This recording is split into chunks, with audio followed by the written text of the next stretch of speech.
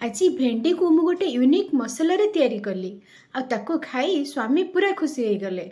भेंडी को प्रथम मुझे काटिचे तापर गोटे नुआ मसला पाउडर तैयारी कली।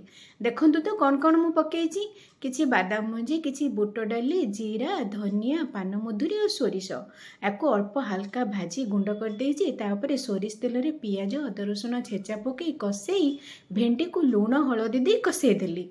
बास टिके नालुआ अंश कमेवाई आग घोड़े देली। तापर लंका गुंड काश्मीरी रेड चिली पाउडर आ गोटे टमाटो प्यूरी आ 2 चामच तेंतुली मंड ताकू दे टिके भल के कषाकषी करदेली। तापर मु जो पाउडर तैयारी करथिली ना से पाउडर देदेली। बास देखंतु तो भेंडी केते सुंदर दिसुची, खाइबाकू मध्य बहुत भल लागिला। मोर ए नुआ मसला पाउडर रे यूनिक भेंडी मसला सत्तरे बहुत बढ़िया होता।